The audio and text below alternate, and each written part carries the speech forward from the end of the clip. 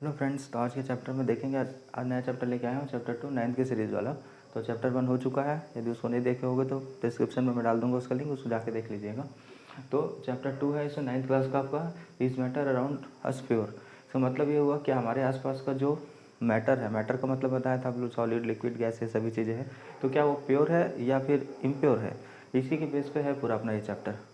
Okay, तो सबसे पहले होता क्या, देखो, प्योर और इम्प्योर को समझते हैं पहले। प्योर सब्सटेंस क्या होता है और इम्प्योर सब्सटेंस क्या होता है, तो मैं रुको बता देता हूँ एक मिनट। मैटर जो होता है ना, ये पहले जो मैटर था, सॉलिड, लिक्विड, क्या, ये सब इसी में आएगा। ओके, तो इसको भी क्या है, दो टाइप में डिवाइड किया गया है। एक होता है प्योर सब्सटेंस, क्या, प्योर सब्सटेंस, ओके, और एक होता है मिक्सचर बोल सकते हैं, या इसी को बोलते हो इम्प्योर, इम्प्योर सब्सटेंस, या इसी को बोलते हैं मिक्सचर, इसी को बोलते हैं क्या, मिक्सर बोलते हैं।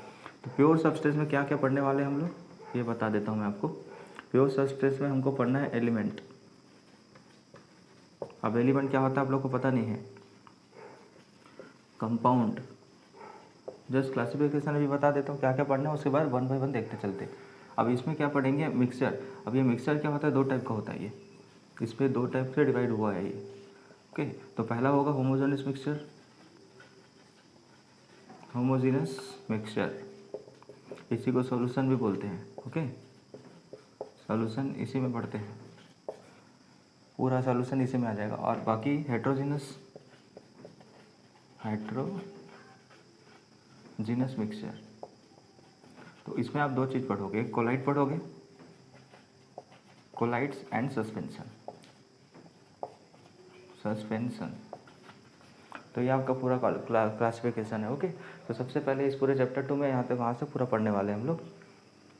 तो मैटर क्या होगा, दो चीज़ों में डिवाइड होगा, प्योर सब्सटेंस और इम्प्योर सब्सटेंस या मिक्सर उसी को बोलते हैं। उसके बाद प्योर सब्सटेंस में दो चीज़ें पढ़ेंगे, एलिमेंट एंड कंपाउंड, और मिक्सर पढ़ेंगे। पूरा चैप्टर तो यही है ना आपका, element, compound, mixer.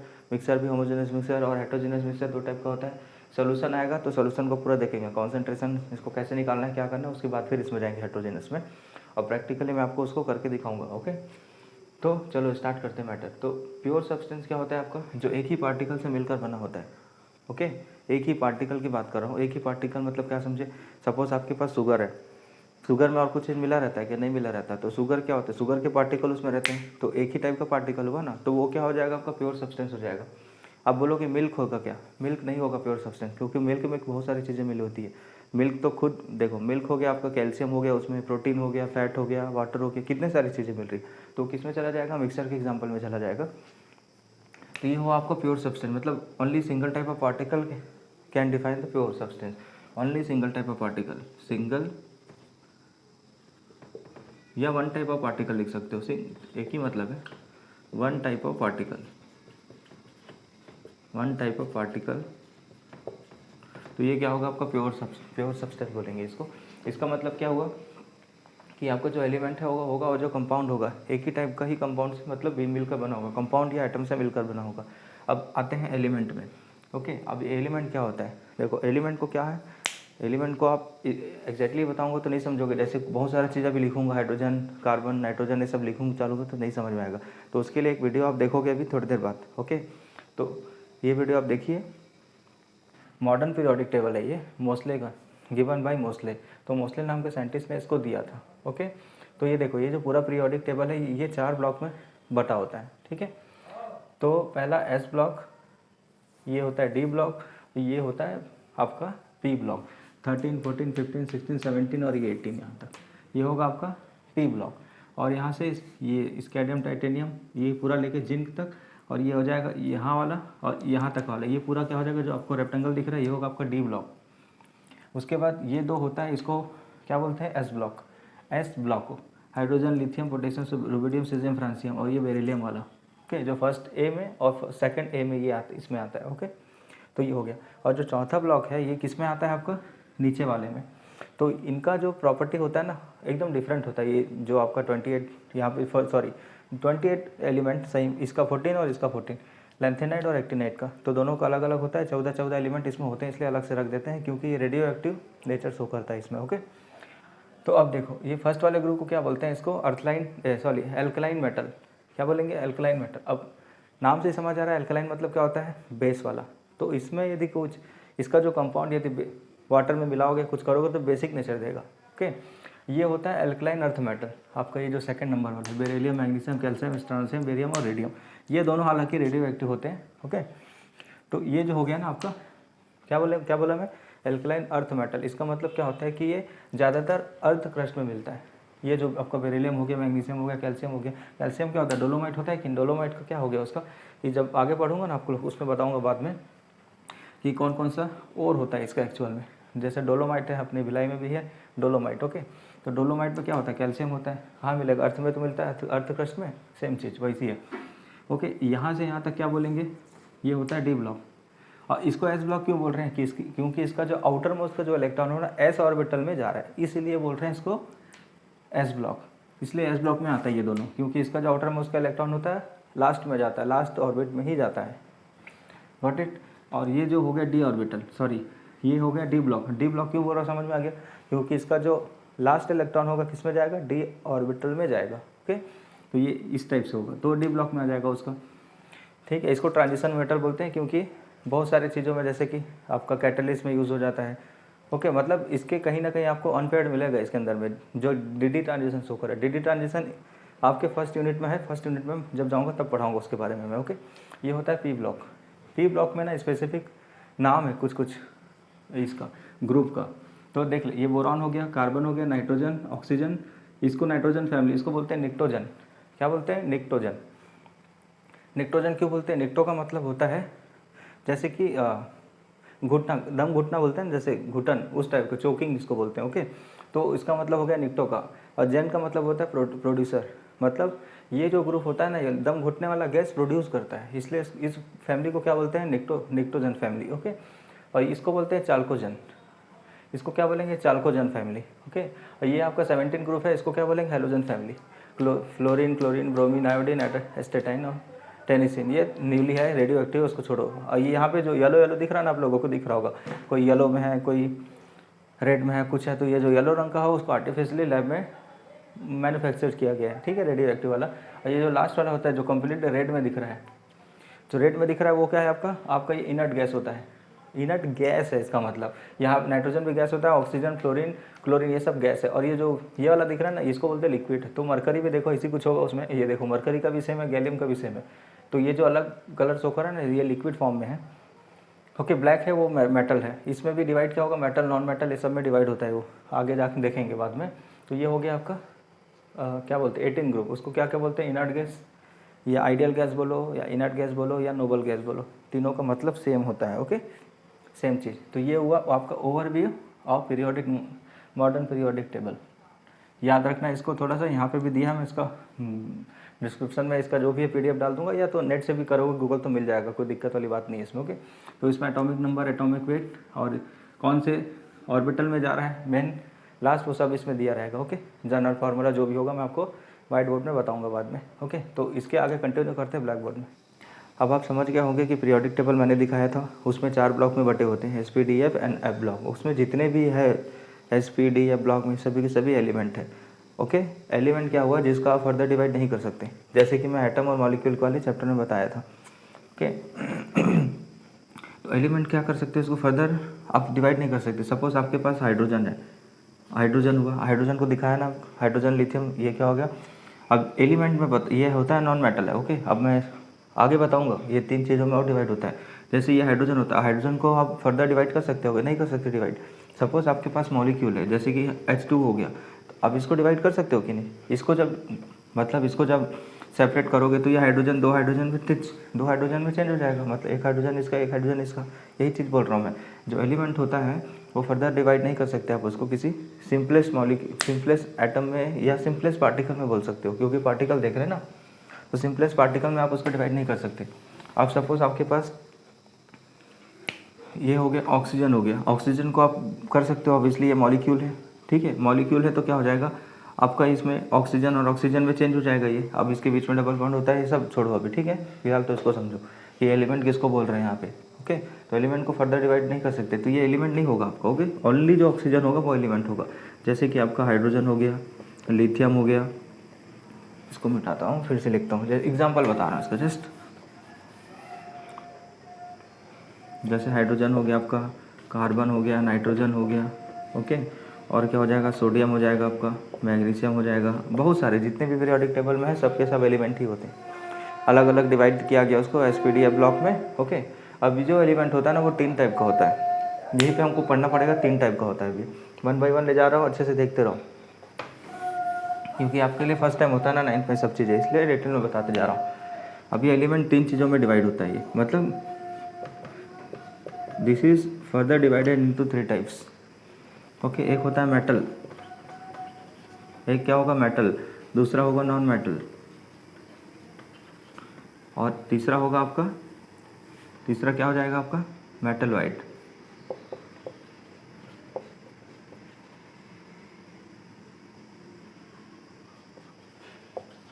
Metal white हो गया आपका, ओके। अब इसको देखते, इसको ज़्यादातर आप लोग किस में पढ़ोगे पता है, अभी तो हो गया है ज़्यादातर, इसको आप 10th में हो पढ़ोगे इसको ज़्यादा, इसको मतलब पूरा डिटेल में, इसकी प्रॉपर्टी हो गया, कुछ हो गया, लेकिन मैं अभी 9th में बता दूंगा आप लोगों को, ओके। ताकि आप लोग को पता हो कि ये होता क्या है एक्चुअल में। जब 10th में जाओगे तो आप लोग को हाँ लगेगा कि आप लोग पढ़े हो और अच्छा होगा आप लोगों के लिए, ओके।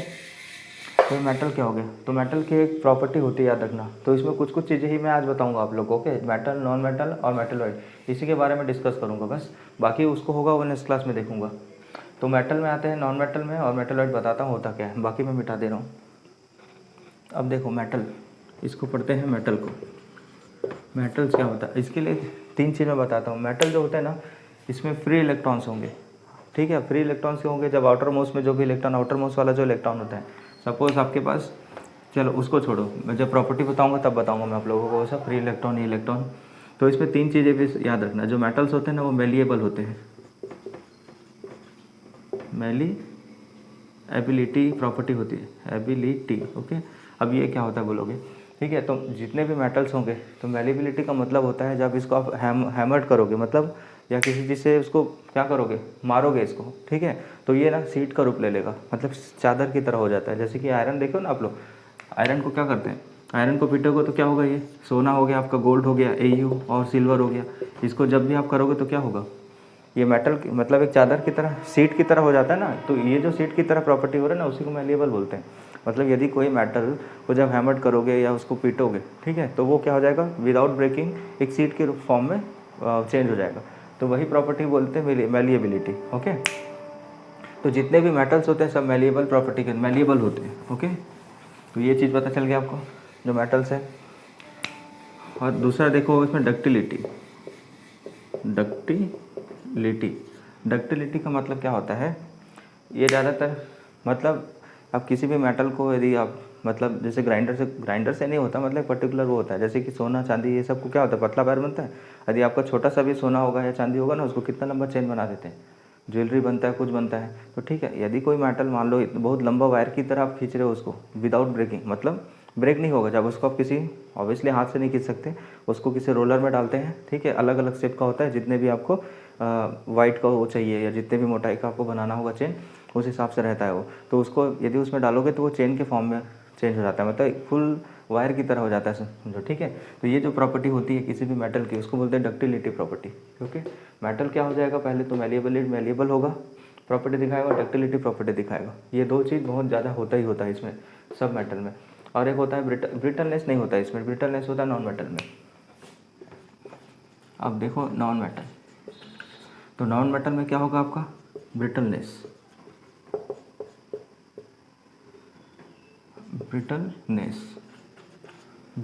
का हिंदी में क्या बोलेंगे, भंगूर बोलते हैं। या तो फिर जैसे कांच चूरा चूरा हो जाता है ना, जैसे कि उसको थोड़ा सा ऐसे हिट करो, फट से इसको ऐसे करोगे तो क्या हो जाएगा, तुम भुरभुरा जाता है, एकदम गिर जाता है। तो उस टाइप का नेचर होगा नॉन मेटल का आपका, ओके। तो ये 2 ही बता रहा हूँ अभी, जब प्रॉपर्टी जब पढ़ाऊंगा ना नेक्स्ट क्लास में, तब पूरा डिटेल बताऊंगा। उसमें 10 से 11 प्रॉपर्टी पढ़ेंगे, ठीक है। इसमें भी और नॉन मेटल में भी सेम उतना ही 10 से 11 प्रॉपर्टी, वो एक क्लास में बताऊंगा आप लोगों को। तो मेलिएबिलिटी हो गया, डक्टिलिटी हो गया, ओके, जो मेटल हो गया। अब मेटल में ज़्यादातर क्या होगा, शाइनी नेचर होगा, ये भी देख लेते हैं यहाँ पे,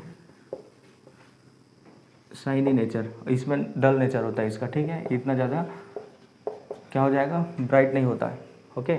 अब ये सब भी प्रॉपर्टी में ही आएंगे, ओके। तो कोई नहीं, तो इसमें एग्जांपल बता देता हूँ जस्ट अभी, जैसे कि आपके सोडियम, मैग्नीशियम। अब ये एग्जांपल है, ये एग्जांपल बहुत बहुत इंपॉर्टेंट है, जब प्रॉपर्टी में बताऊंगा तब यही एग्जांपल बार बार आएगा, देखना। ओके, तो सोडियम पोटेशियम हो गया। अब जैसे कि कैल्शियम हो गया, ये भी एक मेटल है। ओके, और आपका कॉपर हो गया, और कॉपर हो गया, कोबाल्ट हो गया, ओके, जिंक हो गया।